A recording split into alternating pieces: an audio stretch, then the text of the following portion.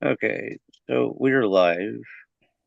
I'm gonna pop over to my YouTube and share it real quick.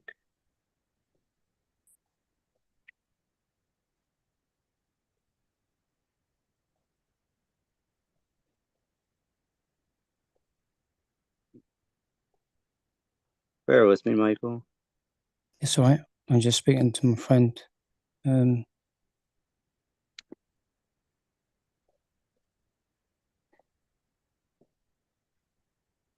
okay, she's got it now. Thanks, Don. Okay, okay. So that should be out on Facebook there. Yeah, she said that she's just got it. Yeah, thank you.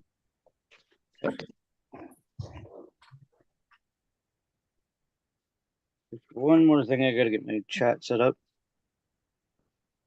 The joys of living in the country. No, tell me about it. Okay, so good there, good there. All right. So I'm gonna wave at the camera so I know where to cut my audio later. Uh,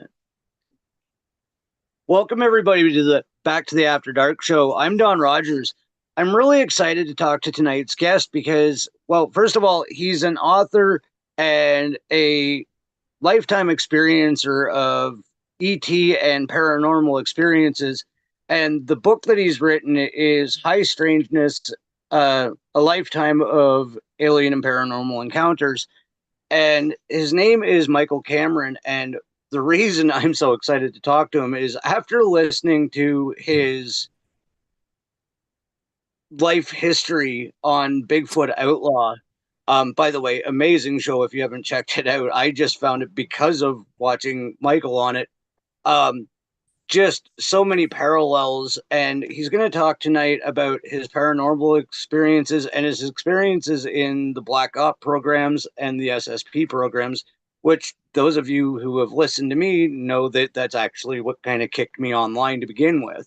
So I want to thank you so much. Oh, before we get into that, I also want to thank our mutual friend Sandra D for putting us in contact with one another because without her this probably wouldn't have came about. So thank you very much, Sandra. um so Michael, thank you for joining me tonight on the After Dark show, and just an honor to have you on. And listening to your explanation of your experiences throughout your life was just mind-blowing because of the parallels of my own. And I was wondering if that's kind of where we can start, is if you can give everybody your history on like how long this has been going on and the things that you've been experiencing. Yeah, sure. Thank you for inviting me on. um, I'm really, I'm glad to be here to speak to you. Yeah, I'm Michael Cameron. As said, I'm a British author. Um, I describe myself when I do podcasts as an alien abductee from birth, because that's pretty much where it all began for me. I'm a MyLab military abductee. I'm a veteran of the SSP, Secret Space Program, and the Futuristic Soldier Program, which other people call the Super Soldier Program. I'm also now a public speaker who speaks about the SSP in order to bring about disclosure. Um, I have been diagnosed as a result of a lot of my experiences with complex PTSD, and I also have DID, dissociative identity disorder, as part of the alters that were created as a child through, for a better word, the beginning of the programs that push you into the SSP or the missions on Mars or Ares Prime. Um, so I've made some notes just because it helps me focus my mind because of the triggering. Yeah. Um, uh, Actually, right where you are there is something that I wanted to touch on. Is it seems like, and like I said, I just found out about all of this a year ago, but everybody that I've been talking to from the SSP, there's a commonality of a 5-year-old a 5 year old traumatic memory for, and you had mentioned that too, that you have this 4 or 5 year old traumatic memory, and that's kind of where this all starts. And I've noticed that as a pattern in a lot of us in these programs and in the secret space program and super soldier programs, is that's where the initial break seems to be. Yeah, there seems to be. You're right. There's a lot of us that have that. It seems to do. It seems to be from age 4 or 5, where we seem to have more memories of these, particular types of phenomena or experiences. I mean, I grew up in London. I was raised in a strict Irish Catholic community. My dad served in the Royal Air Force during World War II. He was also a high-ranking Freemason um, for the Knights Templar.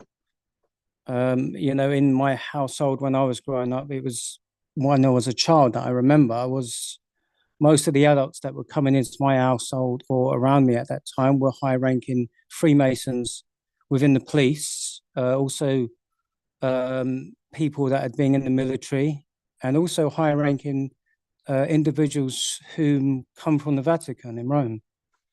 My dad was, in all purposes, he was an ordinary-looking guy, but he had unusual friends in high places, you know, often hidden in plain sight, Um, that was unusual. I mean, at the time, you don't really think about it when you're a child, but when you grow up and you're having these experiences, and then you start to research and investigate, then you understand there's quite something odd about that.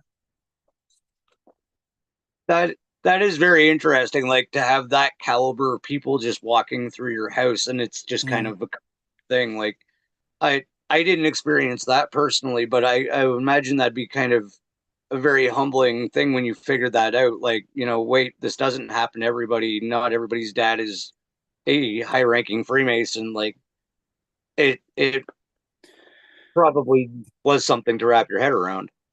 I think in the theme of the SSP community, I think that it does come up a lot within households. I think it comes up. It may not necessarily be in the same way that I experienced it, but most certainly there seems to be some sort of common ground with these type of individuals appearing at some point in your life. I mean, there might be something there for you that you just don't remember yet. Oh, I know exactly what it was. I was a second degree Mason at one point. Yeah. See, They see, there it is again. Yeah, they recruited me from the place I worked because they ran the company too, right? So Makes sense. Yeah. yeah. So there again, you got that common denominator, that you know that we all share. We're in different parts of the world, and we can have all of these different, experiences, but we're finding common grounds within it. So when people ask for proof, that's part of that proof, part of that disclosure in bringing forward all of us, into one place. I mean, my mother as well. My mum, she built Lancaster bombers during World War II, and from some of the things that she told me when I was growing up, I believe she was an alien abductee on the Grey alien program, because she had unusual experiences and she didn't know how to articulate what these were. But when you look at the imagery and the how you experience the phenomena, you can see there are parallels there between somebody who would be considered an alien abductee. Um, but there is a little bit of a twist with my parents, which we'll bring up later, which is, uh, uh, you know, I think that comes up a lot as well when with us type of people. Yeah. Um, I mean, I was born in a house.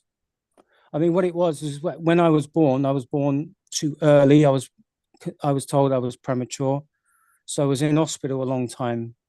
But there was unusual things about that because my two brothers, who were a lot older than me, they told me later on in life is that when I was brought back from the hospital to the house that become my childhood home that I speak about in my book, they were sworn to secrecy about my birth, and even today they won't talk about aspects of it because they said they promised the parents not to speak about it. I think that's odd as well.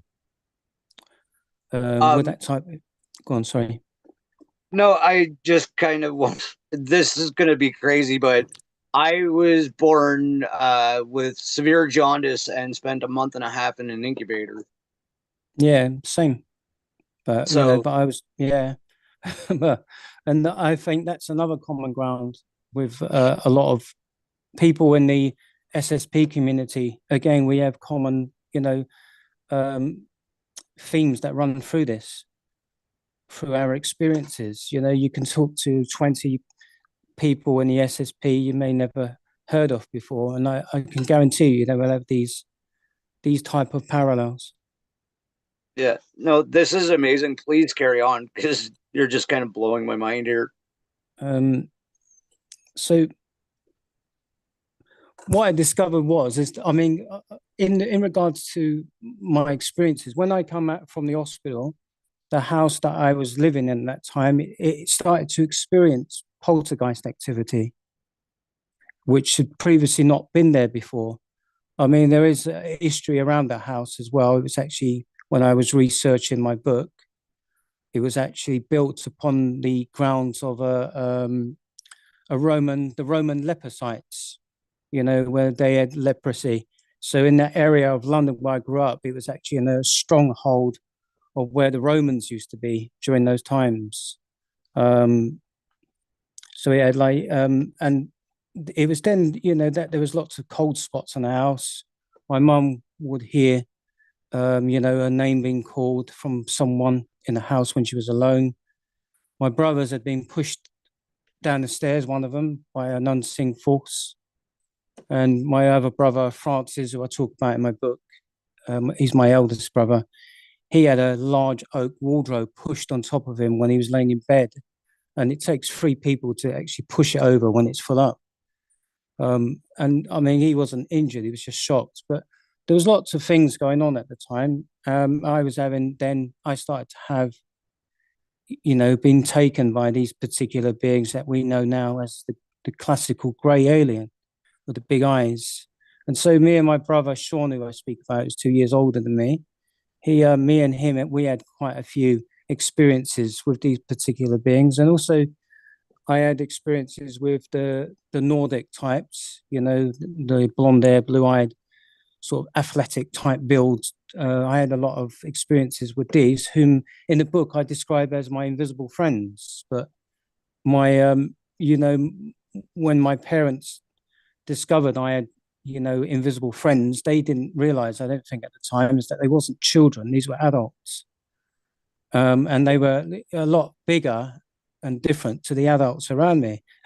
So, I had a lot of interactions with these particular beings. But what's interesting though with that is that I had these for a while, but then they disappeared, and I started to have the experiences with the Greys, which then become much more, the interactions were become much more sinister with the Greys. I mean, there's a lot of fragmented memories and hidden memories with the Greys. I've uncovered some which were, are not particularly, good ones with these particular beings. And again, in the book itself, I allude to the possibility that I was having some abductions by the military. And so, and these then would then become my labs, like military abductions.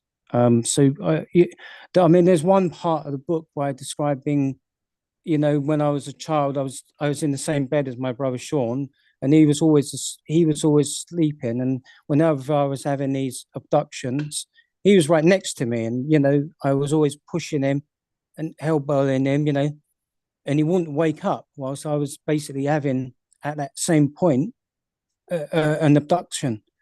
And I remember one time waking up in the middle of the night, and I just, when you're an abductee as well, you have this feeling of dread, feeling that something's wrong or something's about to happen that's not going to be good for you. Mhm. And it's just something that's built up in your field, you know. And I remember looking at the rear end of the bed, and there was three greys standing there, and two of them moved towards me. They floated towards me. But the odd thing about it is they had a black stretcher with them, like a gurney, and Yeah. it was lowered down, and I was raised up, and I was lowered into it. And I remember I was paralyzed. I wasn't able to move, but I always remember I could move my eyes. So I don't think they can control your eyes, but they can control other functions of your body to keep you still, or preventing you from running away or whatever. But I remember this. I didn't think at the time because I was a child, but later on as the adult, um, I've come to realize that this is not the methodology that the Greys use to abduct you. They don't need to; they can float. Why bring a stretcher, which is more of a, I think, human element to the party?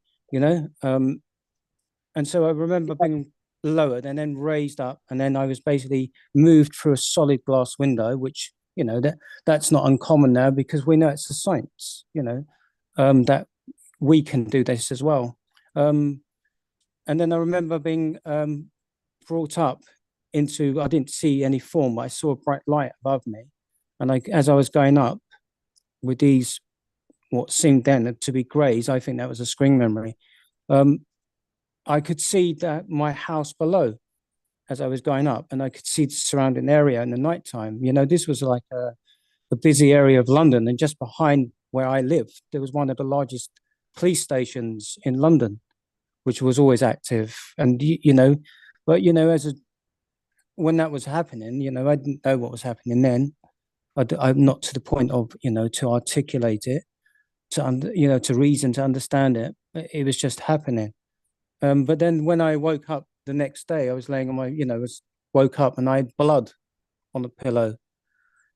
So there was a lot of these things happening. But when I was writing my book, or even before then, I allude to this in my book. I say, I think it is an abduction by the military rather than the Greys. So I had a lot of this as well happening.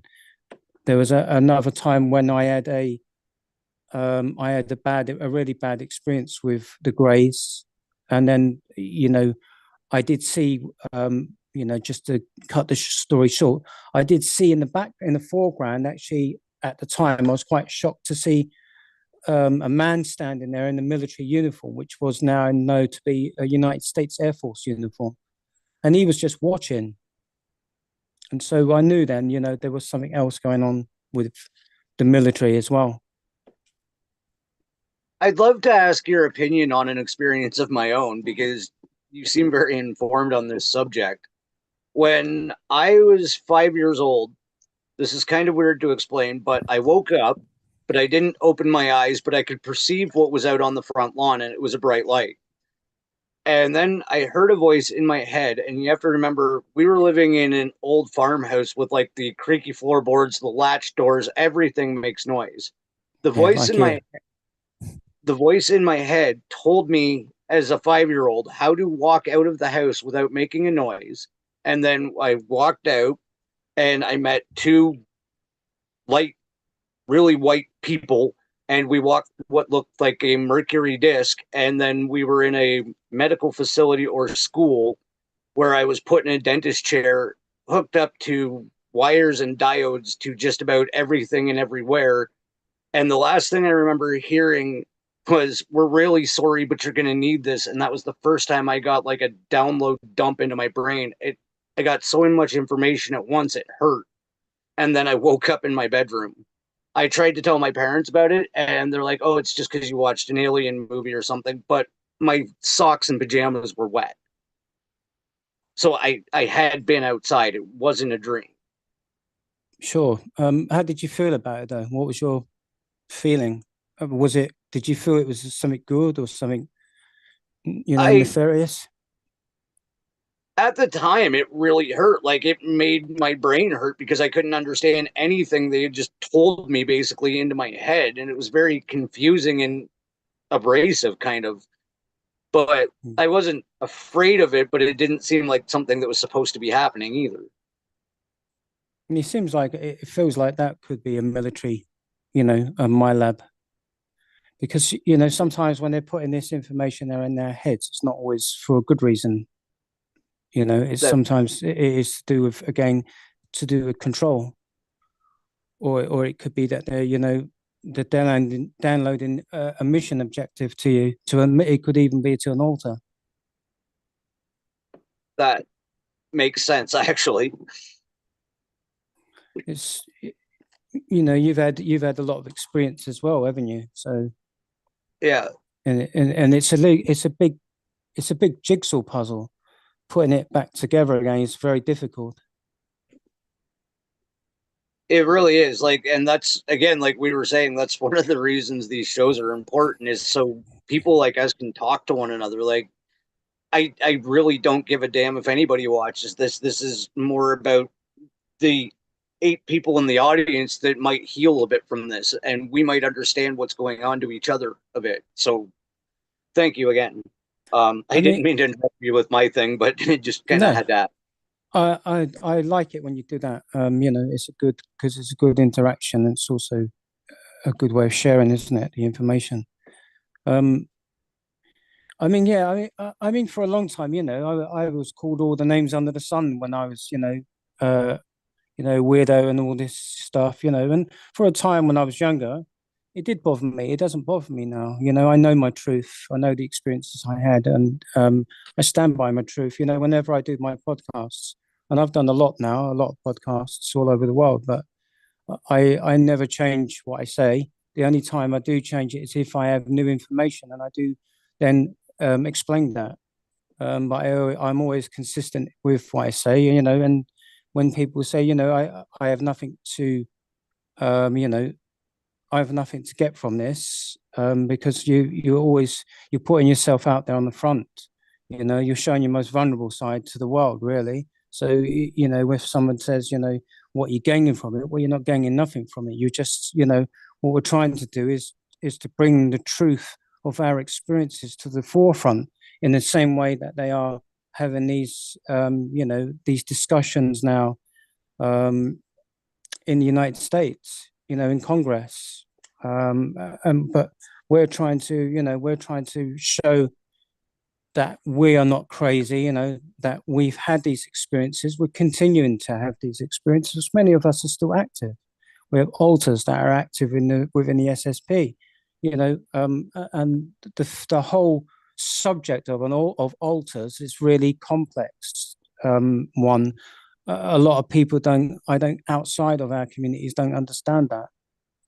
I mean, we have dissociative identity disorder, which was multiple personality disorder, but these are actually just labels that have been put together by the Rothschild families, because it's these that are actually in charge of these very institutes that are actually where people are going like us, not necessarily all of us, because not everyone who has DID is on these programs. There's different reasons, but for the ones that are on the projects and programs, when we go to them, it's how they are able to monitor us, and it's not actually dissociative identity disorder.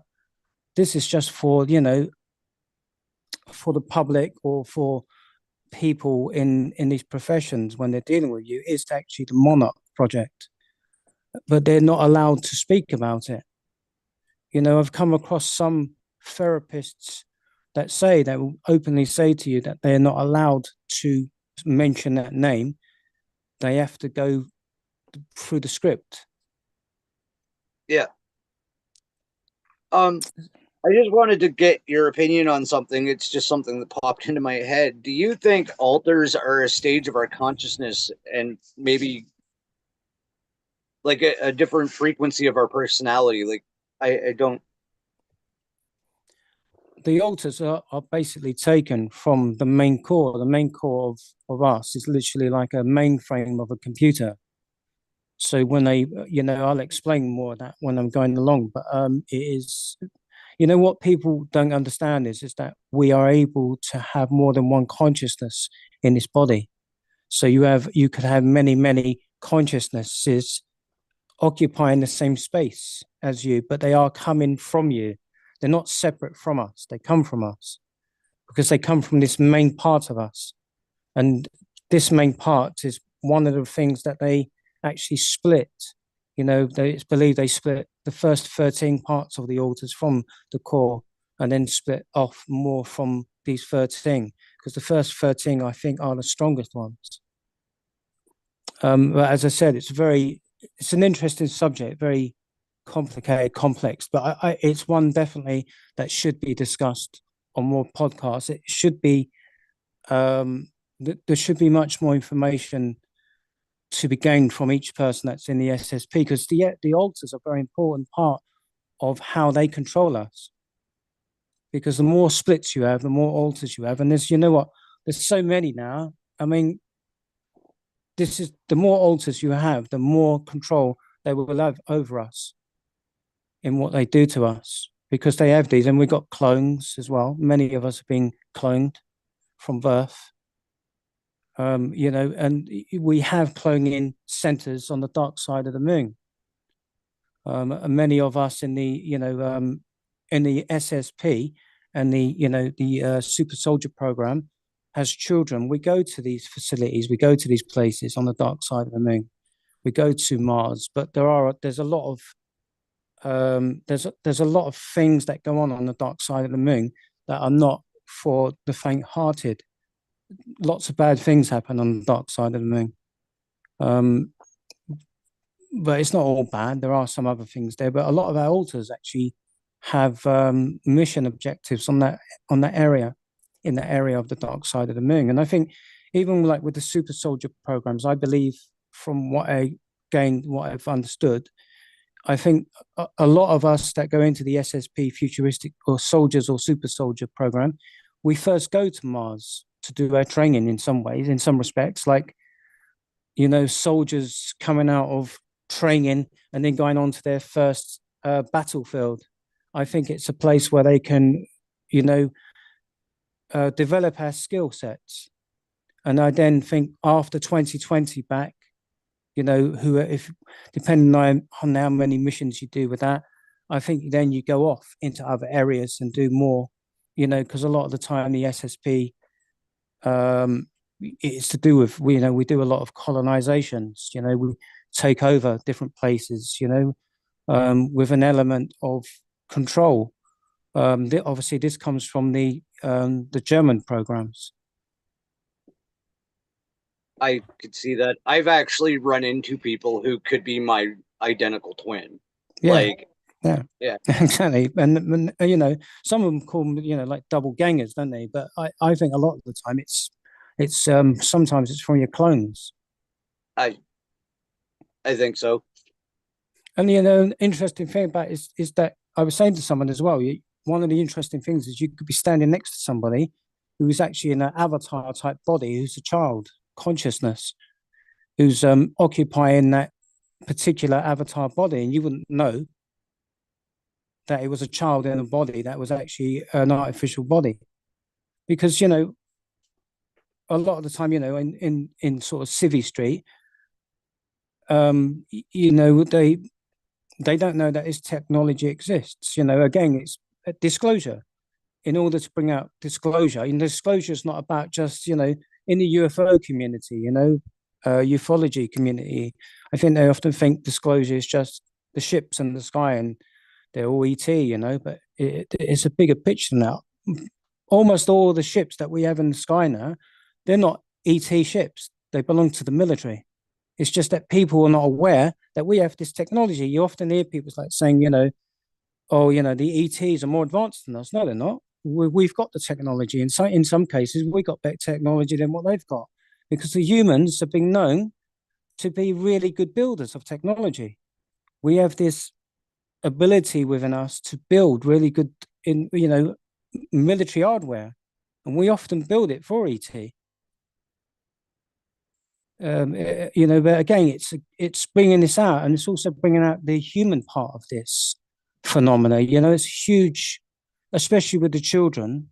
The children are taken because they need them for these projects. If they didn't have us as the children, they wouldn't be able to use these projects, because it always happens from the child in these projects. Even with alien abduction, People say to me, um, they think they're going to be taken if they're around me.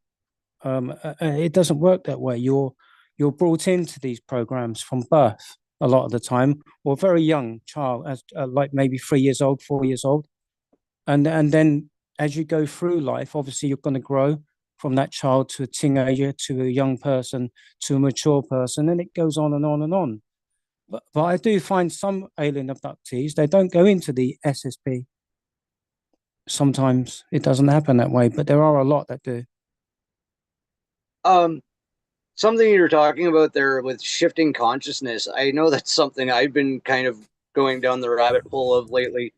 Do you think there's a possibility that in our human mind that we're able to shift our consciousness at will? Like you and I have both had what I would explain as transdimensional experiences where you experience another reality while you're asleep, right? Do you think there's a way for us to physically be able to control that, right? Without technology, just on our own? Yeah, I think so, because I think this is one of the reasons why they want to control us. And I think it's also one of the reasons why they are really scared of us. Because you remember a lot of the time now they're bringing in, they're bringing AI and merging it with the biology of the human so that you've got transhumanism. And this is one way they want to control the bigger outcome. They're creating their reality and drawing us into their reality to create the future that what they want. But we are multi-dimensional beings. We are divine beings. We have a divine essence and consciousness that will grow and evolve and go beyond what we know now. And I think the ones who the small factor behind the scenes that are controlling, seem to be controlling everything. I think they're very scared of us in that way because, you know, if you have control and you're controlling somebody, surely that means you're afraid of them because you won't want to control anyone who's moving through a higher consciousness, um, or occupying a higher, etheric type field.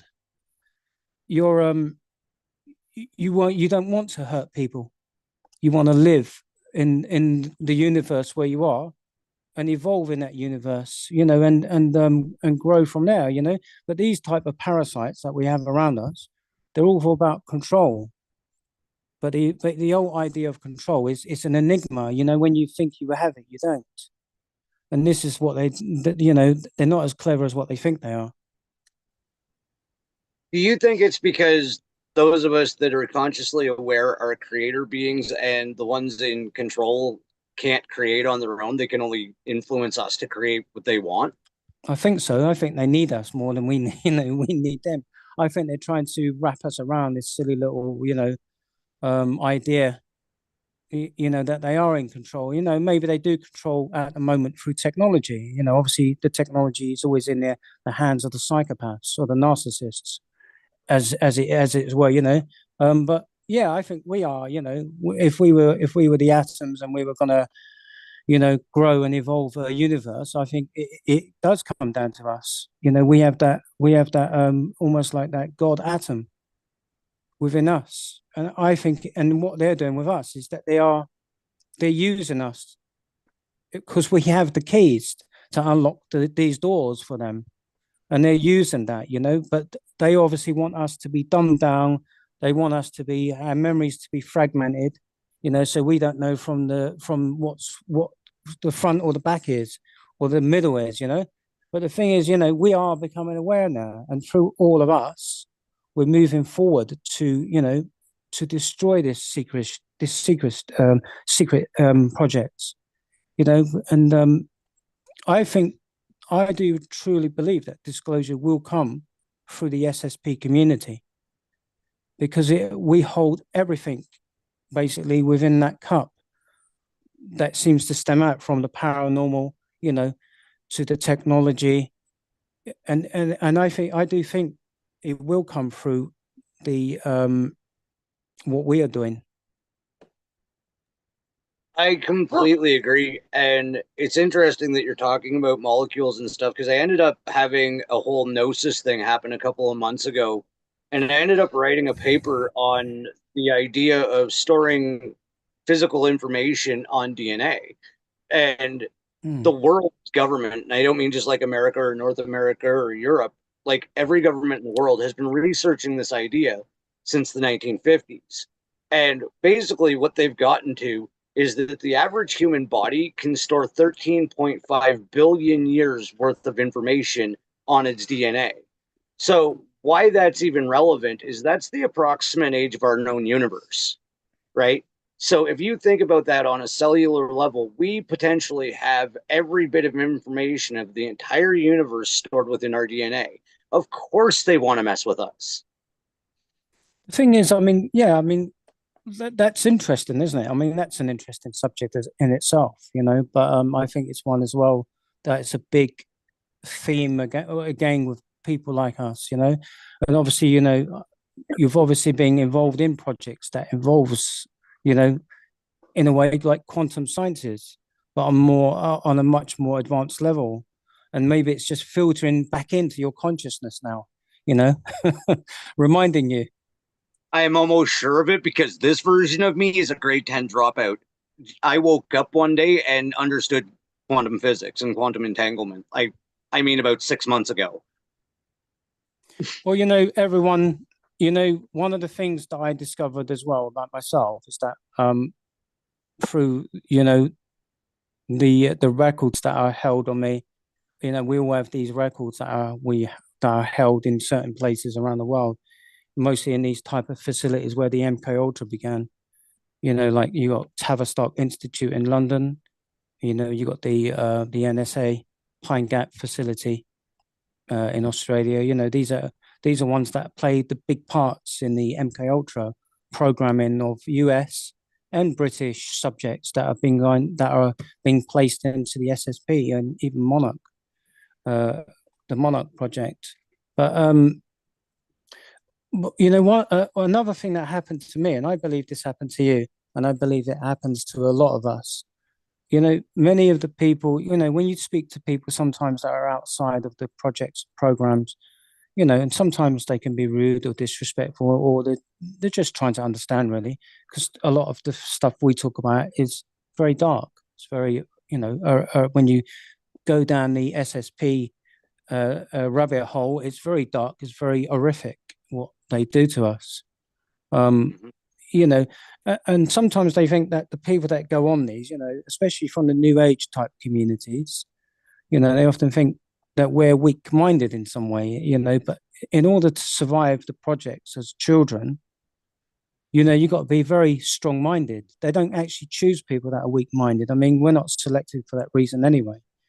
But you often find people in the SSP community, they show you when you speak to people, there you can see a high level anyway of intelligence. But a lot of us have actually high IQs because the emission objectives that we go on, we need that. So what they did with me is they lowered my IQ, from what it was. So my IQ level on my military record stated that I was at 169 in the IQ levels, and that's really high. And it was stated on there they lowered it because I would be a problem for them. I'd cause them a problem, and they also take away your creative flair. And then what they do is they isolate it. So I was, from my particular experience, and I think it's with everyone really across the board. They place it in a certain part of your mind, almost, and then they basically dial up a code, and they access this part of your brain to bring forward then that part which is very creative in its higher level. And also when you speak about high intelligence and IQ, the left brain normally merges with the right brain. So then you have this fusion, which then becomes into that divine consciousness. This is where you go into where you're able to do telepathy, telekinesis. Your brain almost like magnetizes itself in order to, in line with the universe around you, and is able to manifest and do all these things. Now they have isolated it from you, of course, because you're going to be a problem for them if you're able to do this. You're not going to be saying to them, I'm not under your control. You know, I'm going to take back that control, aren't I, and do something good with it. And you're not going to give it to these psychopaths.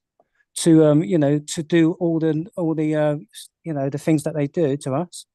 And so they're taking it and then they're using it and they're enhancing your abilities, redeveloping abilities, but they're using them to achieve, to bring about their agendas, to to go to these other places to gain more control. And this is what it is with them. It's all, it's always about control, control, control, or taking things that don't belong to them, or messing with other races, and but the thing is we do have that higher intelligence, and it does go into, you know, I think it does move more away from the left brain, from the the academic type brain, and more infuses with who we are. I mean, we use the left brain more because we're in this dimension. Outside of this dimension, you were using your right brain more, and I think that's a higher level of consciousness that is basically closer to source. I think you're absolutely right. And shoot, I just got mind wiped. Really? We all did that. Uh, Sorry about that. That happened to me yesterday. I had something really relative to say off of that, and I just lost it. Wow, that sucked. Just ask for it to bring. Just ask for that. What that thought was to come through Oh, to your yeah. front mind. Thank you. Um, that's something I've been looking at too, and I'd love to get your take on it. You're basically talking about how our clairs have been taken away from us, and I do think that's part of what we've been trapped in here in this density. Is like we used to have way more than five senses, and those were Sure. your telepathic abilities, your clairs, and all of that. And I think they've been dumbed down and stripped away from us over the last several generations, like a couple thousand years. But is that what you're saying as well? Like we used to have these abilities and we've just kind of been locked out of them. We most certainly do have them, and we still have them. And I think this is one of the biggest things why they want to hide, conceal our memories, because we will, for each one of us that are awakening to what we've been involved with, a lot of the time it is to do with these abilities. They choose us, they don't choose us, but we're selected in some way because of these abilities. We come from specific bloodlines. Now, that's not to say, people, I've heard people in chat rooms and that saying, oh, these particular people think they're this, they're that. We don't think we're nothing like that, but we do, we do come through, we seem to come through a, um, a particular type of bloodline. And what these bloodlines are is that if you go back into the past, you may have been somebody, you could have been like a Knights Templar, you could have been in a covenant, you could have been in witchcraft, you're high priests, you could have been in the temples, you could have been in the ancient mystery schools, or the wizards, this type of bloodline, the druids, the Vikings, um, often in a sense mystical warriors, the warriors that in some ways as well. When you go back into the past, we're talking about super soldiers. These were super soldiers. So this thing about the super soldier project is not nothing new. They've taken this from the past as well, and they've merged it with the present, and they've gone forward with this into the future. Because we're not talking about, are we now? We're not talking about conducting missions just on the earth. That we've gone way beyond that. We've gone into other universe. We're going into other dimensions. When people say, well, these dimensions don't exist. Oh, come on, if we're dealing with this, we want to deal with disclosure. You got to go outside of that box. You got to open Pandora's box, because it's a. I often say though, there's a lot more mystery out there, but it's we have these abilities now. They're still there in our collective memories. They're in our genetic memories, and we have the ability to reach in once we open our minds up.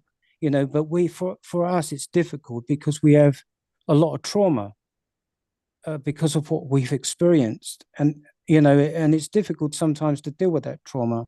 We've got implants as well. We've got technology, artificial intelligence type technology, And we're not just dealing with the physical body here, or we know we're dealing, as we said, we're dealing with multi levels of layers that have actually been messed around with. A lot of the time, from whilst you're in the womb, and they're not only doing that, they're taking now. I mean, on many of these DOMs, the deep underground military bases, they have quantum type computers that are able to reach into the past and drag one of your past lives, which is, when they speak about your ancestors, they're talking about you as that soul, not another soul. They're talking about you coming back here, and they're able to hold these type of past lives, and they're able to program them and control them for missions.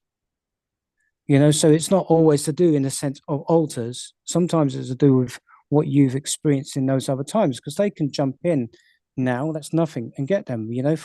For us in these projects and programs, when we hear and talk about this stuff, it's not something that goes, oh wow, because we've been part of this. It's just that the public have not caught up with this yet. And this is why we have disclosure, why we're trying to bring disclosure in, because then I don't think if we have disclosure, it would come out straight away, but it would come out, even if it's in small steps, it's a step forward to where we want to be. And it shows the public, the general public outside of what we're involved with, what, there's a lot going on in the world that you're not even aware of, because a lot of the time you're programmed in with your left brain. Yeah. Now it's, when we're, for them, it's, for a lot of people outside of this, it'll be a scary thing. But, if we want to move forward and break free of this control, because, many members of the public are under mind control as well. It might be a little bit different from ours, because we've been involved since we were children, since we were born. We were born into it, basically. But, and, for them, they're going to have the shock of their life. So it's got to be done carefully. Even with my own mom, like when all of this started happening, I tried to explain it to her. And there's a North American author that talks about past lives. Her name's Sylvia Brown. And my mom, that was the best. I know. I know who Sylvia Brown is. And I'm like, that's great. Thank you for trying. Right. Like she wasn't like, you're nuts. You've lost your mind. You did way too many drugs when you were younger or whatever. She's like, I understand this part of it. Is it like that? And I'm like, on a very, very base level, yes. Yeah. But at least she tried. Like, and I know a Yeah. lot of people don't get that type of acceptance from their friends or family. There's certain people that I don't tell, and there's certain friends that I've had for my entire life that don't watch my show. Right. So Yeah, I mean, I got a few people around me now that gaslight me and, say it's this and that, but I don't, I'm, as I said, I don't care really, because I hold my truth. I know my truth. I know what I've been through, um, and I don't need to explain myself to them. If they want to believe, they can, and if they don't want to believe, that's their choice as well. If someone doesn't believe, that's fine. If someone read my book and they didn't believe it, that's fine. That's your opinion. But I would just ask people, show a little bit of respect and don't be rude with that opinion, because that's not necessary. But you find sometimes though people that attack you in that way as well. They've had these experiences, but they're not ready to accept them. So they obviously want to then push something against you, which is their fear, because they're not ready to, to open that to the possibility that this has happened to them as well. And so they will attack and attack and attack. I was on another show at one point and I was discussing with a guest about a UFO encounter that I had when I was young. And it wasn't just me. There was like me, five other kids, and three adults. And we all witnessed this went on for like an hour. Sure. And I discussed it on the show. And about 2 days later, my friend who was there, who doesn't watch my show and had no idea what I was talking about, goes, Don, it was in 1994. It was blah, blah, blah, blah, blah, blah. And I'm like, did I message you? And she's like, no. I'm like, you don't watch my show, do you? She's like, no. I'm like, why do you seem angry? She's like, I don't know. And that was the last we talked about it. She had the same, I think we all got abducted that day. So then, yeah, so now part of that memory, which has been previously hidden, is filtered through because it's made a connection. So the mind, even when the mind is being messed around with in that way, the mind is is such an interesting, in a way, machine that it tries to reconnect, it tries to reconstruct itself. It wants to know, why is this memory hit in the wrong place in the cupboard? It should be there. So it's pushing it into the front. And so your friend then probably, in a way, and even if it was slightly, made a connection, but that scared her Yeah. because now that memory's sort of in the front. I mean, often what happens when that happens, though, is that when you're sleeping, that memory will begin to unwind more and more, you know, until you're able to have much more awareness of what happened. There's obviously a screen memory there, but the screen Yeah. memory, it temporarily broke down. It's like breaking out of the matrix, isn't it? You're stepping outside, partly out of it, but you're not fully out. And then when you see that, you get a bit of a shock, and you pull back because you're not ready yet at the moment to step outside of it. And that's why, in a way, she was angry, because she's experiencing this emotion, isn't she? And it's frightening. And then Yeah. often they attack the other person because, in a way, you've like, why did you let me remember this? You know, and and they may not have wanted to remember, but I think, although it's really scary when you start to have these memories, because you don't know what they are at first until you connect with others, and you bring in much more awareness, and you do go through this. It's almost like a second death, isn't it? um in order to be reborn into basically what is the real world, No, I guess. absolutely. Because like when I came aware of this, it was like what the SSP did for me, and I know people have heard me say this before, but what it did for me was like, holy shit, if there's another stage of my consciousness that exists, that I Yeah. just died 40 times in one night, and I felt every minute of it, and it was that real to me, and I kept jumping back into that biosuit and fighting those reptilians and getting my ass kicked and going back and kicking their ass and doing this over. It was as real as I'm talking to you right now. And I almost got stuck in it for a second. And then I went, wait, if that's real, then a lot of other things in this reality are real that I didn't think were real. And that kind of just, the SSP did me the hugest favor of my life because it showed me the other side of the matrix. It showed me the entire, ghosts are real. Like everything has a probability now. But I'm this not nearly shut out anymore. No, but the thing is, though, it showed you that, but you were that. It's just that you didn't remember. But but every time, as I said, what we were saying before, every time we have these discussions or we talk about it and we share, we are then reconnecting with all these memories. And I think the biggest fear for them is that we hold the key, we hold the keys to their secret boxes. Because if you think about it, a lot of our alters are on mission objectives. Even as we speak, we have alters out there that are doing things, but they're not separated from us. They are part of our core. They're part of us, even though they're split and they're out there doing other things, which some people might think is very sci-fi and all that. But this is a reality, that we're coming into now.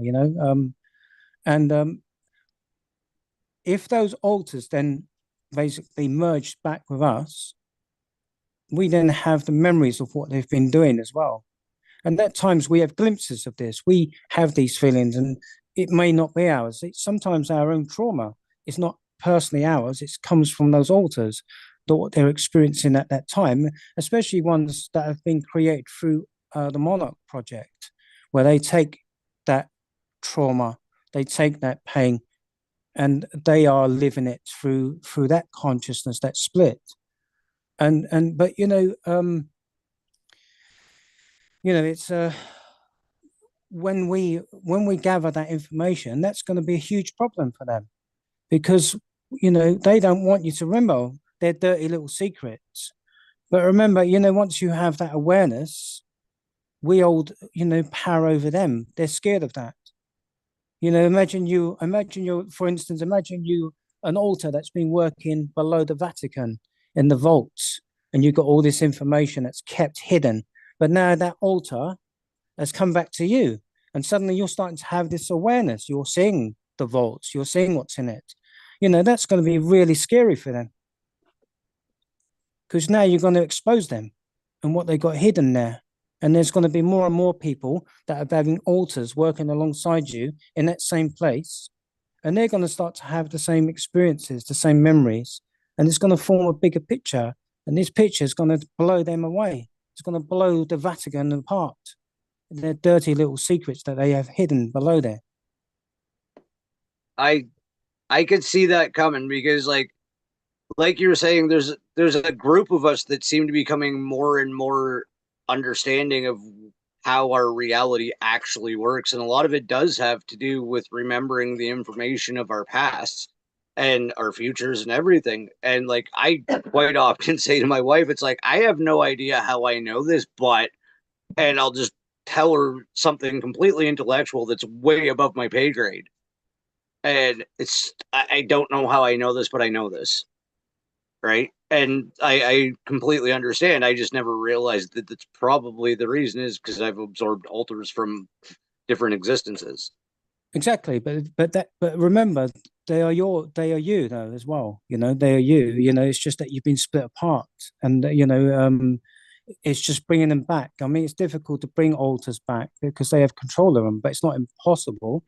These are things that I've been doing in the background, but these are things that I will talk about much later on in my associations, also with the federation that you work with in association with these type of mission objectives that are in a way like breakaway my labs, and you're working to in a way rescue alters from these places. A lot of the time they don't even know. A lot of them are not even aware that they come from one particular person. Who is the host of that body. They think they are obviously because a lot of the alters as well. They have different EEG readings from you.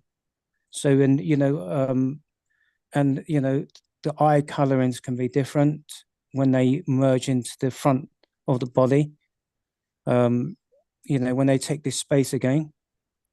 And sometimes when I'm doing something, I have alters that come forward and they're different to me, and they might be speaking about something that I don't speak about, or speak about like Mars or something like this, of what they do there.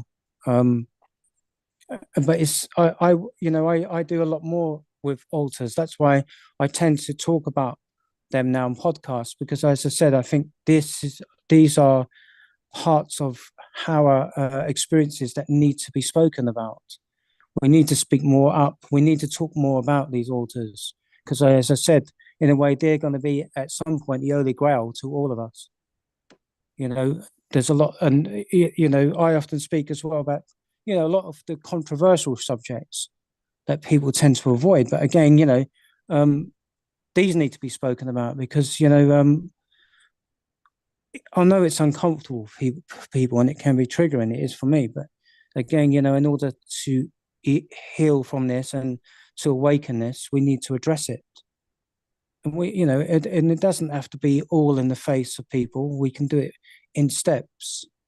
We got like Dan. I think Dan's in the chat room, isn't he? Yeah, Dan Dan's Armstrong. Yeah, and yeah. hello Dan, and he's somebody as well that can articulate this particular information and filter it into a way that's easier for people outside of the communities to understand. And these are the type of people that we need speaking now about this information because we're not just addressing the SSP community. In order to bring disclosure, we need to step outside to speak to the general public. But what we need to do is break it down into ways that they can understand, but also ways that is more in tune to the way they think. And we've got MK Ultra, which is public record. The CIA have openly spoken about this, obviously, and this is something that they can start with. Little things like this, little baby steps. Dan is somebody who is very good at breaking down this information into something that's really, really complicated, that is really, really simple for the layperson to understand. And and I and and again, gender disclosure, we need it to come not just from our communities, but we need to get on board the people outside of here that they are really, they're more in control of. I've actually had Dan on several times, and he's absolutely brilliant. Like I alluded to earlier, I'm a grade 10 dropout, and he explained esotericism and a whole bunch of other really complex subjects on like a 10th grade level. And you're absolutely right. That's the way we need to break this down for everybody to be able to get it is like, look, I know this is a basic understanding, but here, right? And as long as we can do that with everybody else, they'll start to get it, right? Yeah, Because exactly. I mean, when we're speaking about this in like conferences, you gain people, you get people's strengths and you use them in order to, focus what we need to speak about. And I mean, Dan is one of the, like key people I think in the disclosure community to get this information out to the right people in the way that it needs to be put out, for them to understand a really complex subject and simplify it for them. And Dan, he's one of these people that can do that. I I 100% agree with everything you just said. So so should should I say some more stuff? Um, Yeah, we'll go on to what happened next. yeah. Um, If you have time, I'm ready to yeah, go. So, sure. yeah, I mean, I was going to talk about my parents. I've always yeah, had I've always had issues with my parents in that I wasn't sure that they were my parents. And so, what I discovered was that my parents who raised me, they often treated me differently, from my other brothers. They kept me close to the house, and when I had a lot of the time, when I had a lot of these experiences, they in my as I said in my book, and other podcast hosts would often ask me, how did they react, and they reacted in a way like it was something you would have every day in your life. I mean, in the times that I grew up as well, in the community, a strict Roman Catholic environment, I was educated by priests and nuns, these stories, and but and when we were Evanese, it was just like it wasn't like you were telling a lie or you were imagining it. It was just like, it's quite, like, okay, these things happen, you know.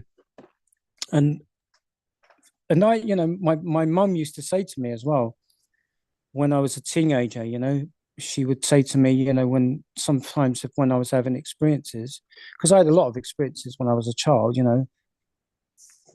all sorts of different experiences, even like paranormal and, you know, seeing other types of creatures and that, and a lot of demonic type interactions, and the shadow type people and so forth, the whole hag, um, which were quite nasty, were these particular ones. And she used to say to me, and she used to say to her friends that he's not from here. He's with them. He's with the ETs. He's not from this place. And my dad used to often say, when my mum used to scold him, he used to call me an orphan all the time. You're the orphan, if I'd got in trouble with him or something, he would often say that you're not part of this family. So, I over the years, decades even, I've often brought this up to people that I knew, that I said it didn't sit well with me. That I think, that there's some sort of secret going on within this family.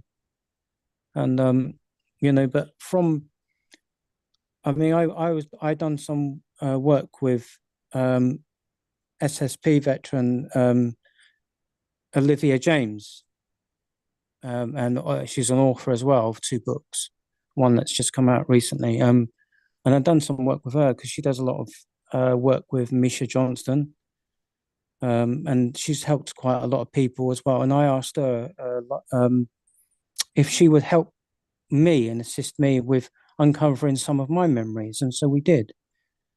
and we done 2 sessions of this, and we discovered a lot of information that was hidden, particularly at this Pine Gap base.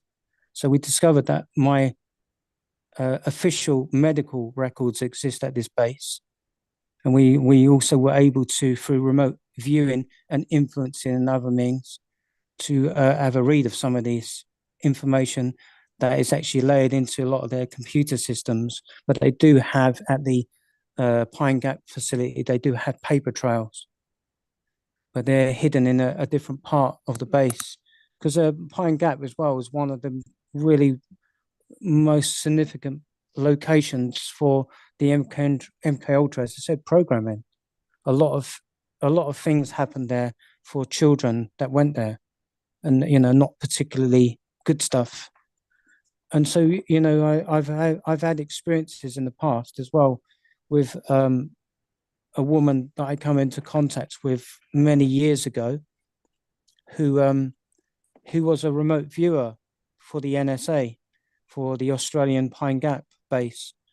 And she was brought in actually to 9/11 to look for bodies under the rubble when the emergency services, even though with their technology, they wasn't able to locate. And when she was brought onto this site, she was able to locate bodies, even if she was able to tell if they were going to live or if they were close to death.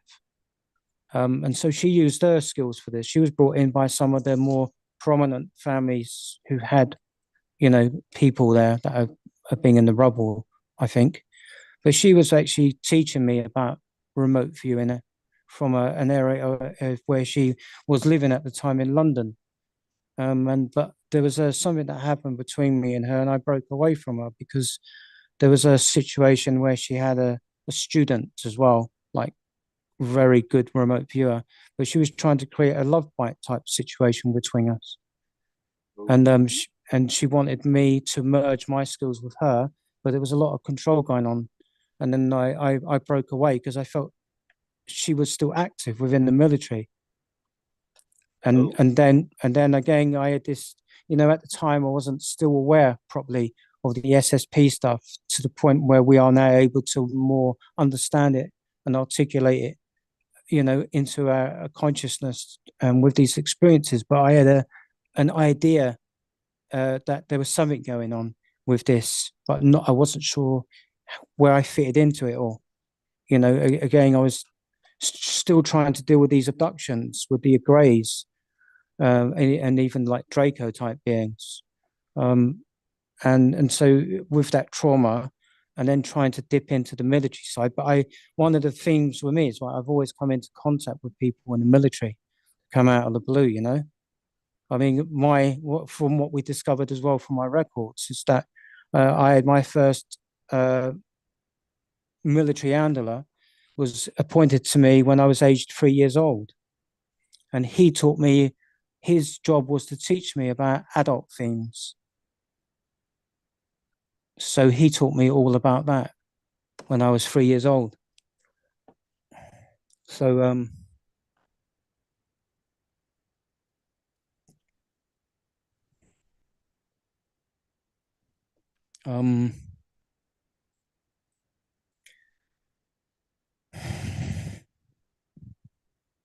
anyway, yeah, so he brought me into that um to teach me that. But he was from Monarch Solutions. So these are the ones that recruit us. They purchase us basically. They buy us and then they sell us into the projects through Kruger International. So and I've been told recently by Kruger programmers, this is very recent, that you're a slave, you belong to us, you're an asset, you belong to us, and you'll never be free from us. And then they went on to tell me what they did to me, which is held on the records in the Monarch project. And they were taunting me about how I cried, and when they did what they did, and they filmed it, and these films are held at Pine Gap facility. And if I step out of line, they'll send me images of what they did. And they said that if you go to the police, you'll be locked up. So we know this went on as well. This is how, and they say with the Monarch projects, this is one of the toughest, the first parts, where this is where they create the altars, how they break you, you know. But this is something that I talk about as well. But again, because of the theme and the the situation itself, it can be very triggering because of the horrific nature of it. Um, I just wanted to ask, I actually have a couple of questions. The first one I wanted to ask you is, do you think a lot of this grooming and like scoping us out takes place in the public school system? Because like I remember going through some very unusual tests and unusual situations in my public school experience, and a lot of people in the SSP I've made contact with have very similar stories about the tag and gate programs here in North America, audio and visual tests. Like I know I was sent for like with four other kids hours and hours of long listening exercises, and we were the only kids in the school that did it. And I was just wondering if you had any of those obscure tests, and if you think like what if you think this public school system has anything to do with it. Yeah, I believe that. I believe they select us, especially in the United States. They have this particular system where they are focusing and tracking these particular kids that are going to be used for their projects, and they will be used once they're tagged. They'll be used, and you can't get out of it. I mean, even some of the paedophilia stuff that goes on. A lot of these parents of generational, sexual abuse in households, they can often choose these as well because again, the children are already disassociated. They have alters, and they can then be taken and programmed. The parents can be often paid off to be, to have a contract with the, intelligence agencies. We have the agencies that, that are part of the trafficking of children. And then you have another agency that basically covers their tracks with false investigations. We've got the technology now to track almost every child in the world. All the missing children can be tracked through technology, and they're still not finding them. You got all these children that go missing in the world, in the United States, they've got all these, on cartons and all that. And these children, many, many, many of them go on to the underground facilities. They go on to these projects. They'll never be seen again. And, the authorities do know where they are. And some of the authorities have, they don't have any jurisdiction or to do anything about it, but they certainly do know. There's no way that they don't know. They do know. You can get a private investigator who's worth their weight in gold, and they'll probably uncover a lot of things as well, information that will determine, by joining certain dots together, and analyzing the crime scenes or the scenes where they've gone missing, it will show that these children are in locations where we have these military dumps. There's always normally a military facility, whether it's one that's above ground or below ground, where these children go missing. And I don't think that's a coincidence. It's a common denominator. It just takes a little bit of common sense and maybe, again, stepping outside of this nonsense. I Yeah, I totally agree with that. And yeah, Go go ahead. on, sorry. No, go ahead. I was just going to say, yeah, I think, yeah, I was going to say, even with like the, in the United Kingdom, for instance, we've got the NHS, the National Health Service. This was created in 1946, just after the Second World War. But what a lot of people don't understand about the creation of this particular health care body, it was actually designed in the beginning to track specific bloodlines. So within every maternity ward, there was somebody from often the community services that were tracking these bloodlines. These bloodlines were then automatically brought in to these projects and programs. They are tested. And when they're tested and it seems that they are the correct ones, many of them do go into the Monarch project and they're broken. They're split apart. I don't need to say too much because we know what that means. But and then they're programmed. But and I do agree with you that I think this is another way for the educational system. It's just an innocent way, isn't it? We're just testing your IQ and we're testing your your abilities. And I think they are involved many of these with these projects, and I think if we followed a certain line of investigation, we can see where this information goes to, and it probably goes to many of these, bloodlines, these Illuminati type bloodlines.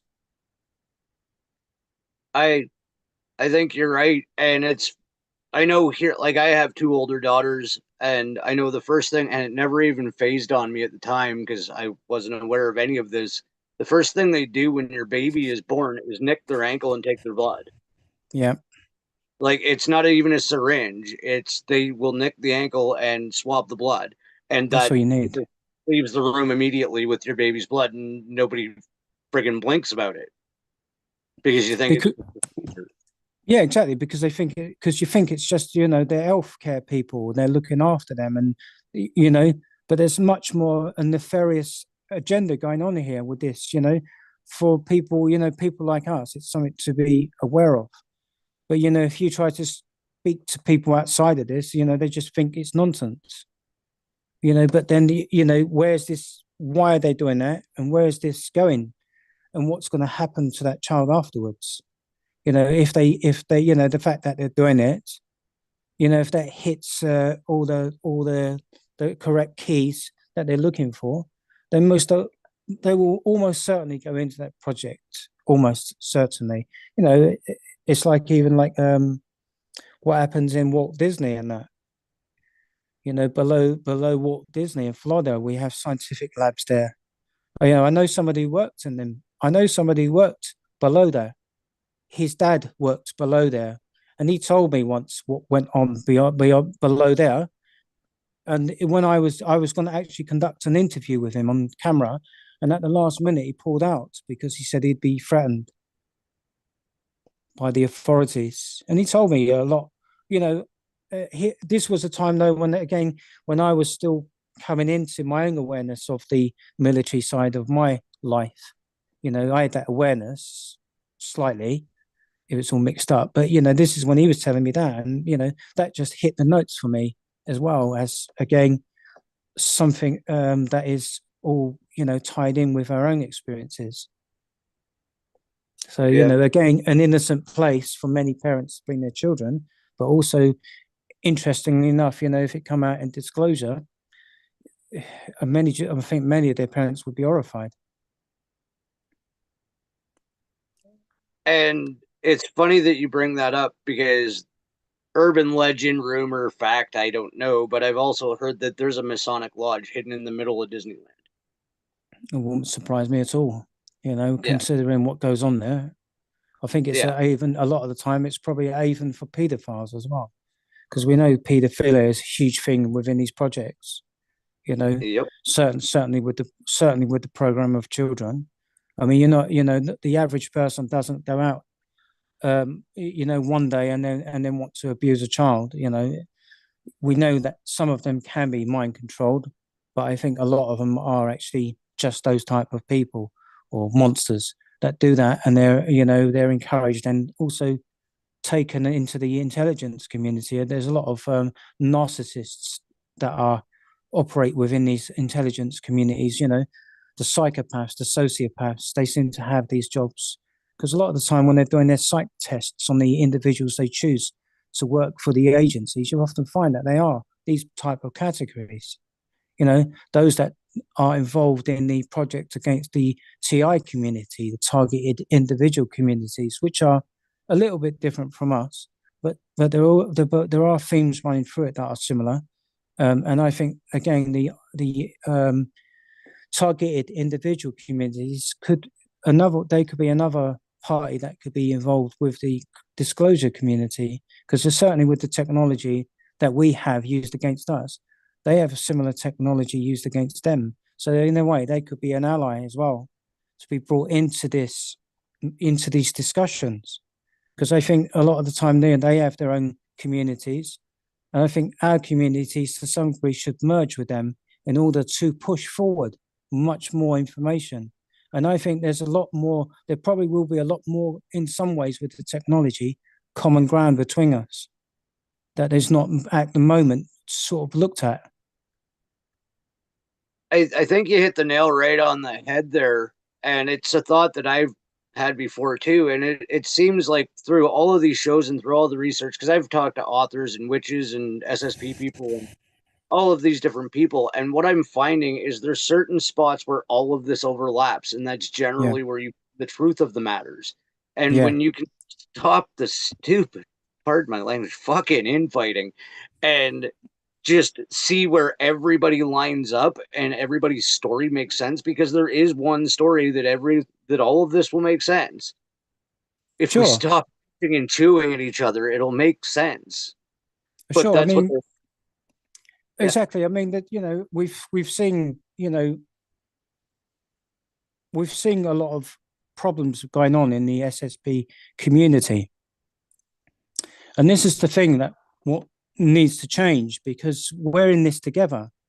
We're not separated, and but this thing, this this infighting that's been going on within the SSP community. Now, if we're going to address these subjects, these topics to an audience of people that are outside of it, they're not going to take you seriously.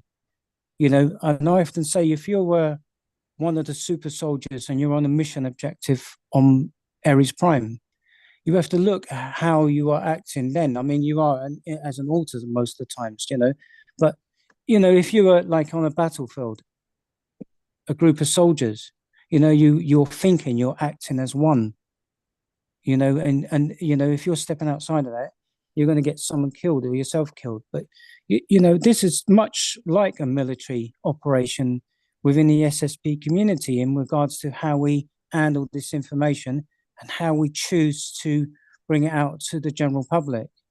And we're not the enemy. There's a lot of things going on. It could be alters that are causing this problem, but we had Olivia James, she discovered there was a project called Project Oblivion, Yeah. which was more, we have our own targeting individually when we're talking, all of us in our own ways, very much in the same way. But we have now a collective targeting to the stronghold of the SSP disclosure movement, which is us. We're talking all the time, we're sharing all the time. And that's the big threat. So now they got this one, which is almost like the art of war, someone going in the back door and causing problems, sparking that fire, creating that oxygen, that fuel to flame to bring the flame higher, and to get people arguing within each other. But we need to come together now more than ever to be this strong force of good and push together to do this. And it's very important because this is what they want. They're sitting in the background laughing their heads off whilst the community is breaking apart. But now what we need to do is become aware of these triggers, of these type of problems, and deal with it, and speak. That would piss them off completely when that SSP community becomes back stronger and better. You're absolutely right. And I keep going back to the movie V for Vendetta. Like, people shouldn't be afraid of their governments. Governments should be afraid of their people. Of And course. it talks about, I'm alluding to shadow government as well. Like, Mm, they sure. friggin' scared that we're figuring it out because it's dangerous for them. It is because it's going to rip them a new arsehole, basically. It will, won't it? And I mean, we're tearing down their little agenda, and we're not standing for this no more. But you got Joe Public out there that are being mind controlled left, right, and centre, and listening and doing this. But we got to basically, in a way, to some degree, I think they're harder to deal with than these, to deal with the shadow government. But I think they're the biggest problem. And we got to try to wake some of these up and get them sort of thinking, even bringing that awareness. They don't have to jump right into it, but it could be like, with the book, Yeah. trying to understand parts of that book you were talking about. Was Sylvia Brown? Yeah. Yeah, and then Yeah. even, it's not a big thing, but it's a small step. It's like igniting and thinking, wait a minute, the world around us is actually, there's something wrong with it. And then they will then go off to look. And that in itself is changing the matrix. Oh, It's changing this holographic matrix, where consciousness is basically creating these events. So if we have that stronger pull, that stronger energy, we can rip their fucking castle to down, can't we? Really, you know. yeah. Oh, I'm glad you brought that up because I actually had to get this came to me while I was driving the other day because I drive for a living. So I have my wife to write it down. I personally think we receive source information as a stream we receive in our minds, and that is what the matrix is to disrupt that signal. Like we're receiving basically, like what you're saying, a pure source of consciousness, Yeah, but it's been interrupted, and that's what the matrix basically does is interrupt our stream yeah, of consciousness from source. to create these different parallels, and within Yeah. these parallels, this is what they want to. The thing with these is that they're creating their own, in a way, they're creating their own universe. They don't want to go back to source. They want to be independent away from source in their own, in a way, Luciferian agendas, satanic agendas. And they want to have that power, but they want the power over others. I mean, there is something I'm involved with a project I'm involved with at the moment, which is to do with basically starting a new war in heaven. Mm. Now, these higher dimensions, it's difficult to get into them, but it's not impossible when you know the way in. And they're not far away from of having or obtaining those secrets. But there's a project I'm involved with now, as an asset now in this body now, not an altar that I'm involved with. That is something to do with that. But I'm at the moment refusing to do it. But this is where I'm having the problems at the moment. And this is something that me and Olivia discovered my involvement. And when I discovered it, they contacted me 2 days later and told me, you know what, we want you back. And we're going to give you a little bit of time to think about it, but we're not going to give you much time. And if you don't do what we want you to do, we'll come and get you. We know where you are, and Holy shit. we'll come and get you. They've threatened me in different ways. And this is Kruger.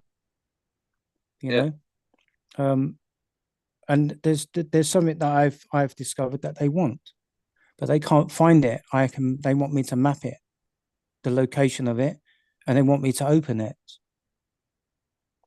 Oh shit. And so the reason they know that I know about it is because they have remote viewers that have told them that I have that knowledge. I found something that they want. But this is, another topic that I will discuss at some point. Yeah. But they've also told me not to speak about it. But I don't care. Why should I listen to them? They've done their worst for me. Yeah. They can fuck off.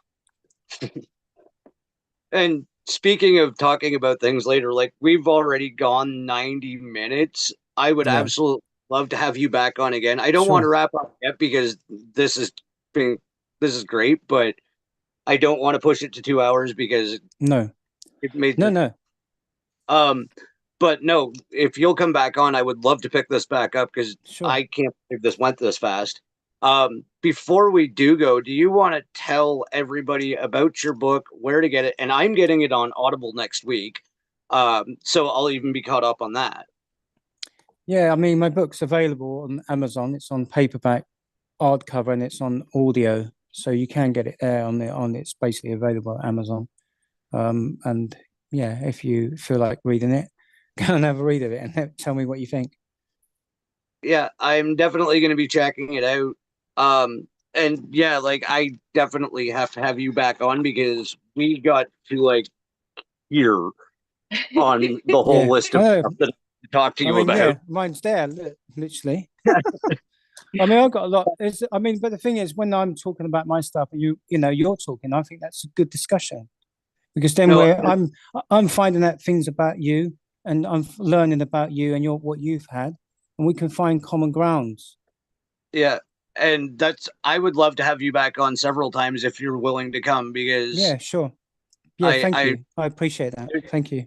think this is something we can break down together, because the similarities, I think we got to what, like 5 years old, and it's I think a good thing about that as well is that when we're talking, we might even be able to unravel more memories between us, because when you hit something with me, I hit something with you, it might open up something, you yeah. know. Well, we were triggering people in the audience too. Like there was people talking about their involvement in the tag programs and the small classes and stuff. And I want to thank everybody for sharing too. Like you guys are making this even more relevant and making me want to do this more. So it helps, And it's right? good because exactly, and it's good that people, thank you for coming and listening to me as well. Um, I've got several friends that have come to listen to me, and they always do. They're really strong and supportive towards me, and I really appreciate them. But I think even in the chat room, when they're talking about it again, is we got the discussions going, and that's what disclosure is. We're getting Yeah, this, and other people could come, and they might have, there might be somebody in there that's just having some experience, and they're coming together to speak to others, and it's opening up those doors. it really is. Even Spinge and my wife just said it's so helpful, because like we were both, like I said, we watched your episode of Bigfoot Outlaw, your first one, and like just mouth open like half the time, like, oh, that and that and Yeah. that, and not just me, even her, like the relatable information, because we're pretty sure she's in a program or two. It's just part of her subconscious doesn't want to know yet, because it wouldn't be good right now. um No, but again, yeah, it's the themes, the common themes, you see, and the mind knows, you know, the yeah, mind's like saying, in somewhere in your mind, it's saying, yeah, yeah, that's right, we have been. I mean, we've been in so many projects and programs, it's a phenomenal. It would be a phenomenal amount, and you got to think how many of your alters are still active on duty now, and a lot of the time there's a lot. I mean, I've been told recently as well. I've got 49 that have got to be recalled to really. for active duty within the SSP and other sub projects and programs. So they're coming up all the time. And Yeah, I think it's interesting when we find out what they've been up to. absolutely.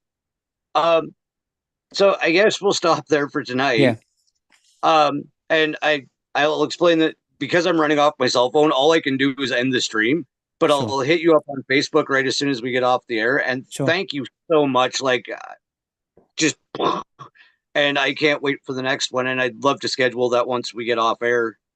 Yeah, thank And you. I'll add the links and stuff, and I'll put them in the description of the episodes as well.